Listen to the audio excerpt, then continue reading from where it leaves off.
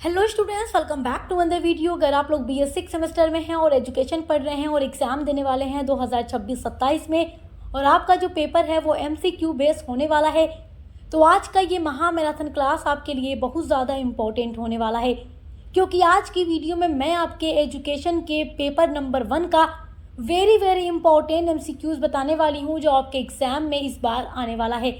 अभी तक आपने एग्ज़ाम की कोई तैयारी नहीं की है और आपको काफ़ी ज़्यादा टेंशन है, तो इस वीडियो को आप एंड तक ज़रूर देखिएगा, क्योंकि इसमें आपकी टोटल 8 यूनिट से बनने वाले वो सारे MCQs मैं आपको बताऊंगी जो इस बार ऑल यूनिवर्सिटी के एग्ज़ाम में आने वाले हैं।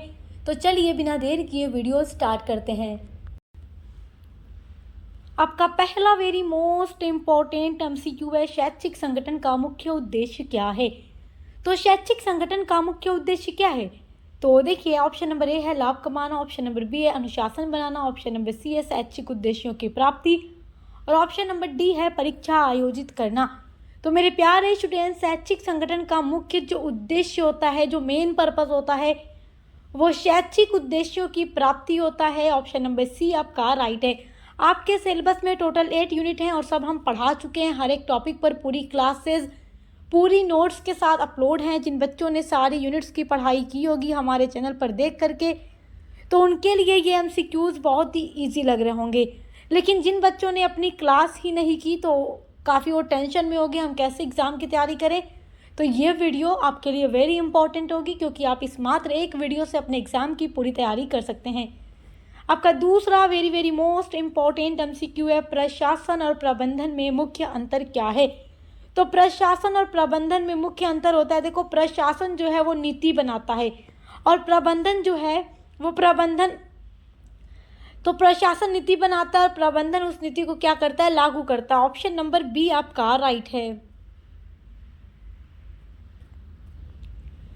अगला वेरी मोस्ट इम्पोर्टेंट आपका MCQ है, शैक्षिक प्रशासन का संबंध मुख्यतः किससे होता है।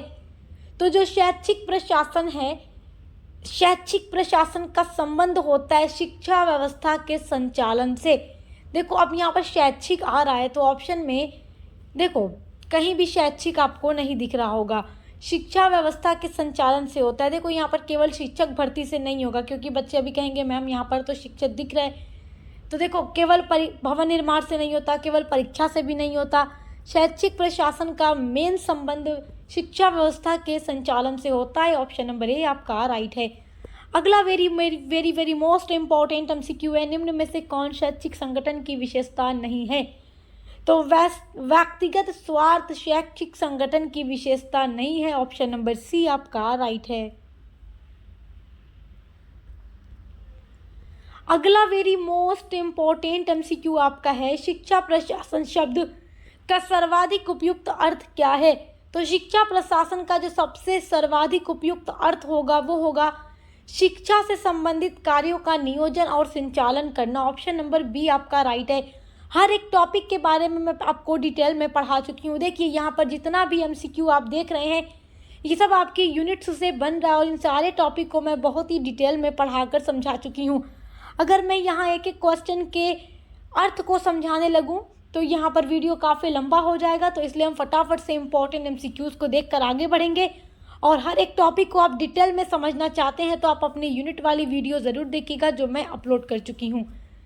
चलिए देखिए अगला क्वेश्चन है, शैक्षिक प्रशासन का आधार कौन सा तत्व माना जाता है। तो शैक्षिक प्रशासन का आधार समन्वय को माना जाता है। ऑप्शन नंबर ए आपका राइट है। अगला है, निम्न में से कौन प्रबंधन का कार्य नहीं है। तो प्रबंधन का कार्य क्या नहीं है। आलोचना करना प्रबंधन का कार्य नहीं है। ऑप्शन नंबर डी आपका राइट है। अगला है, प्रशासन की सफलता मुख्यतः किस पर निर्भर करती है। तो प्रशासन की जो सफलता है वो नेतृत्व क्षमता पर निर्भर करती है। ऑप्शन नंबर सी आपका राइट है। अगला वेरी मोस्ट इम्पॉर्टेंट आपका MCQ है, शैक्षिक संगठन में कार्य विभाजन का उद्देश्य क्या है। तो शैक्षिक संगठन में कार्य विभाजन का उद्देश्य है कार्य को सरल एवं प्रभावी बनाना। ऑप्शन नंबर बी आपका राइट है। अगला है, पॉज्ड कॉर्ब का सिद्धांत किससे संबंधित है। तो पॉज्ड कॉर्ब के बारे में भी मैंने आपको डिटेल में पढ़ाया। पॉज्ड कॉर्ब में एक एक ये अल्फ़ाबेट की मीनिंग क्या है, इसके बारे में भी मैंने आपको डिटेल में पूरा समझा कर पढ़ाया है। तो आप हमारे चैनल पर प्लेलिस्ट को चेक ज़रूर कीजिएगा। अगर आप प्लेलिस्ट चेक करेंगे तो एक एक वर्ड के बारे में आपको बहुत अच्छी जानकारी हमारे चैनल पर मिल जाएगी। पॉज्ड कर्व सिद्धांत जो संबंधित है वो प्रशासन से संबंधित है। ऑप्शन नंबर डी आपका राइट है। आपका अगला वेरी मोस्ट इम्पोर्टेंट एमसीक्यू है, पॉज्ड कर्व में पी का क्या अर्थ है, यानी पॉज्ड कर्व में पी का फुल फॉर्म क्या है, पी का मतलब क्या होगा। तो पी का मतलब प्लानिंग करना है, यानी नियोजन बनाना है, नियोजन करना है। ऑप्शन नंबर बी आपका राइट है। अगला है प्रशासन का वह प्रकार जिसमें जनता की भागीदारी अधिक होती है, क्या कहलाता है। तो प्रशासन का वो भाग जिसमें जनता की भागीदारी सबसे अधिक होती है वो कहलाता है लोकतांत्रिक प्रशासन। ऑप्शन नंबर बी आपका राइट है। आपका अगला वेरी मोस्ट इम्पोर्टेंट एमसीक्यू है, शैक्षिक प्रशासन में निर्देशन का क्या तात्पर्य है। तो निर्देशन का मतलब होगा कार्यों का मार्गदर्शन करना। ऑप्शन नंबर ए आपका राइट है।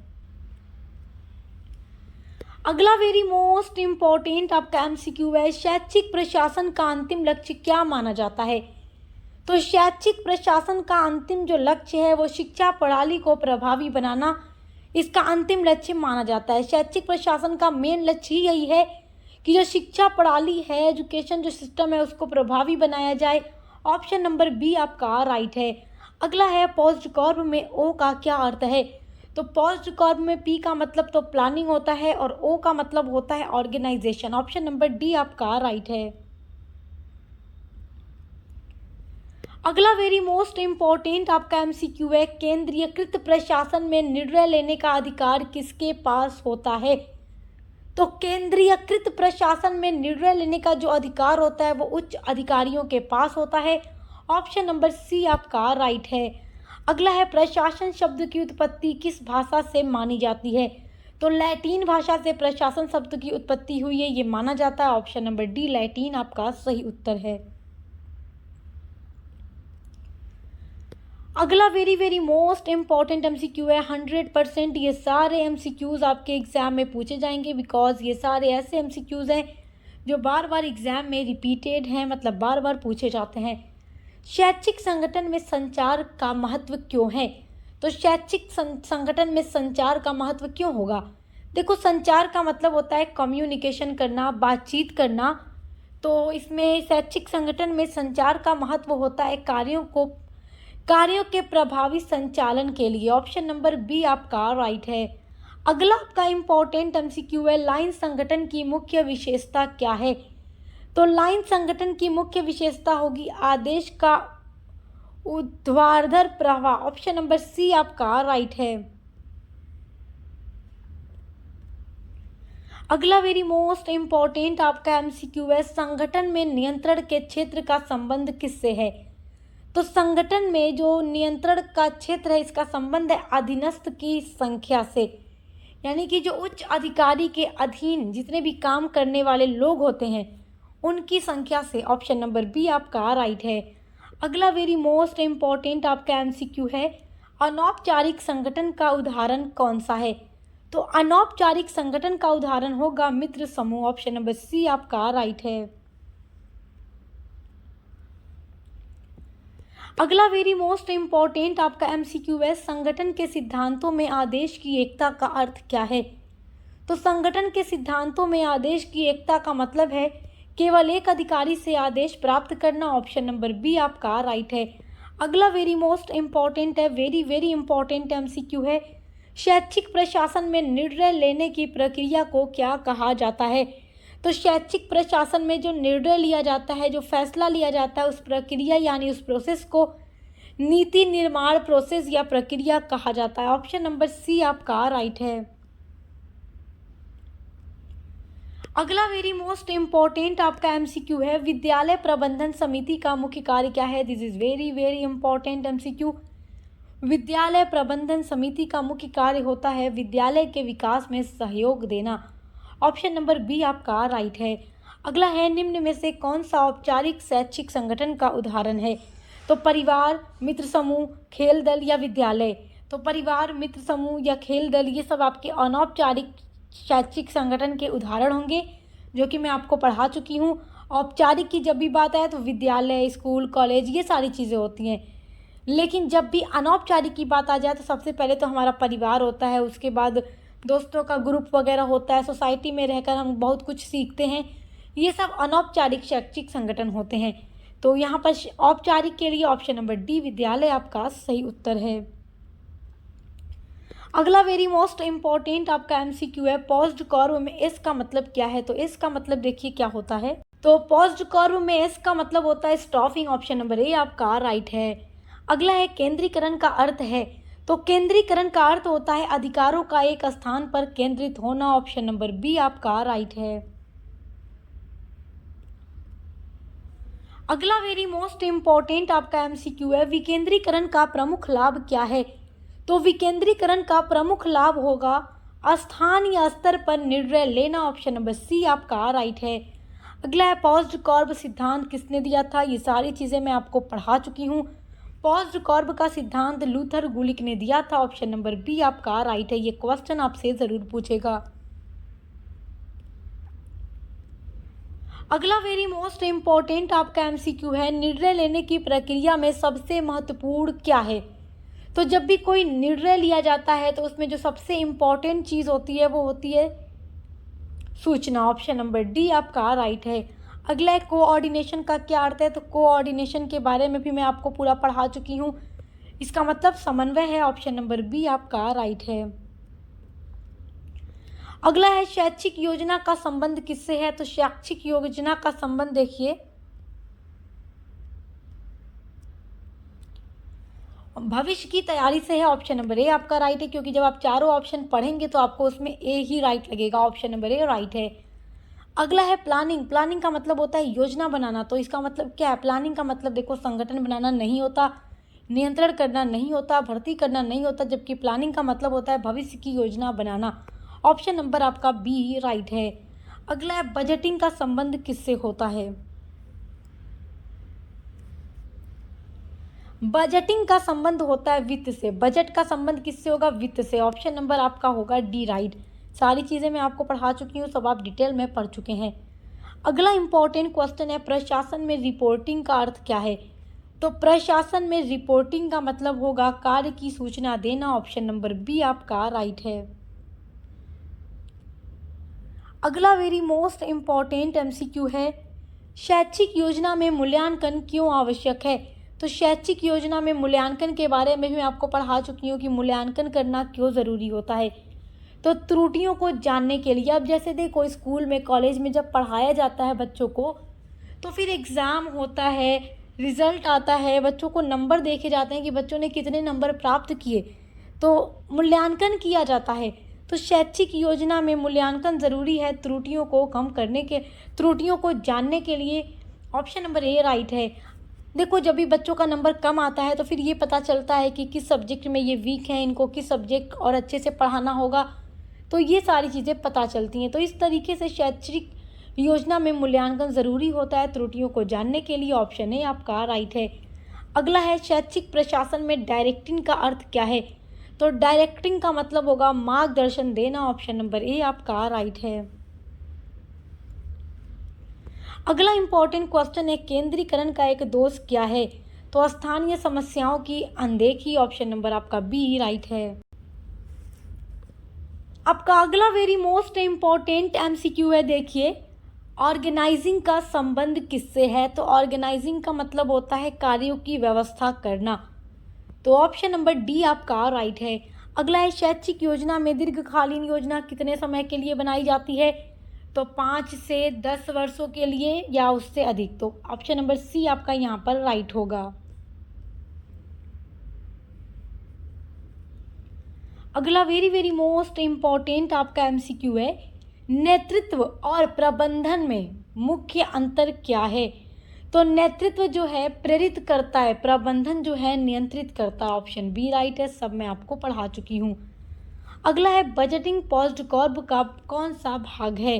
तो जो बजटिंग है, बजट देखो पॉज्ड कर्व में आपको सबसे लास्ट में बी दिख रहा है, तो बजटिंग जो है पॉज्ड कर्व का सबसे लास्ट वाला अंतिम भाग है। तो ऑप्शन नंबर सी आपका राइट है। अगला वेरी मोस्ट आपका इम्पॉर्टेंट एमसीक्यू है, प्रभावी नेतृत्व के लिए क्या ज़रूरी है? तो संचार कौशल ज़रूरी है, कम्युनिकेशन स्किल अच्छी होनी चाहिए, तभी एक प्रभावी नेतृत्व किया जा सकता है। ऑप्शन नंबर ए आपका राइट है। अगला है रिपोर्टिंग का मुख्य उद्देश्य क्या है? तो जानकारी का आदान प्रदान करना ही रिपोर्टिंग का मुख्य उद्देश्य है। ऑप्शन नंबर ए आपका राइट है। अगला वेरी मोस्ट इम्पॉर्टेंट आपका एमसीक्यू है, शैक्षिक वित्त का मुख्य उद्देश्य क्या है? तो शिक्षा के लिए धन की व्यवस्था करना। तो ऑप्शन नंबर बी आपका राइट है। शैक्षिक वित्त के बारे में भी आप सारी चीज़ें पढ़ चुके हैं अपने सिलेबस में। शैक्षिक वित्त का सबसे प्रमुख स्रोत कौन सा है? तो सरकार। ऑप्शन नंबर डी आपका राइट है। अगला इंपॉर्टेंट आपका एमसीक्यू है, ग्रांट इन एड का संबंध किससे है? तो सरकारी सहायता से है। ऑप्शन नंबर बी राइट है। अगला है शिक्षा पर व्यय को किस प्रकार निवेश माना जाता है? तो शिक्षा पर व्यय को जो निवेश माना जाता है वो सामाजिक निवेश माना जाता है, शिक्षा पे जो व्यय किया जाता है। ऑप्शन नंबर ए आपका राइट है। अगला वेरी इंपॉर्टेंट एमसीक्यू है, विद्यालय का बजट कौन तैयार करता है? तो प्रधानाचार्य और प्रबंधन। ऑप्शन नंबर बी आपका राइट है। अगला है शैक्षिक वित्त का संबंध किससे नहीं है? तो मौसम से नहीं है, बाकी आय व्यय संसाधन से होगा। तो किससे संबंध नहीं है? मौसम से। ऑप्शन नंबर डी आपका राइट है। अगला वेरी मोस्ट इम्पॉर्टेंट एमसीक्यू है, शिक्षा में कॉस्ट बेनिफिट एनालिसिस का क्या अर्थ है? तो उसका अर्थ है लागत एवं लाभ का अध्ययन करना। ऑप्शन नंबर बी आपका राइट है। अगला है वित्तीय प्रबंधन का मुख्य उद्देश्य क्या है? तो वित्तीय प्रबंधन का मुख्य उद्देश्य होगा धन का उचित प्रयोग करना। ऑप्शन नंबर ए आपका राइट है। अगला है जीरो बेस्ड जो बजटिंग होती है, जीरो बेस्ड बजटिंग, तो ये क्या होती है? जीरो बेस्ड बजटिंग का मतलब है शून्य, जीरो का मतलब शून्य, तो शून्य से बजट निर्माण करना। ऑप्शन नंबर बी राइट है। अगला है डेफिसिट बजट का मतलब क्या है? तो जब खर्च जो होता है आय से अधिक होता है तो उसको डेफिसिट बजट कहते हैं, व्यय आय से अधिक होना। ऑप्शन नंबर सी आपका राइट है। अगला इंपॉर्टेंट एमसीक्यू है, शैक्षिक पर्यवेक्षण का मुख्य उद्देश्य क्या है? तो शिक्षा में सुधार करना इसका मुख्य उद्देश्य है। ऑप्शन नंबर बी राइट है। अगला है निरीक्षण एवं पर्यवेक्षण का मुख्य अंतर क्या है? तो निरीक्षण और पर्यवेक्षण में मुख्य अंतर होगा, निरीक्षण दोष खोजता है और पर्यवेक्षण जो है सुधार करता है। ऑप्शन नंबर बी आपका राइट है। अगला है शैक्षिक पर्यवेक्षण का संबंध किससे है? तो शिक्षण प्रक्रिया से है। ऑप्शन नंबर ए आपका राइट है।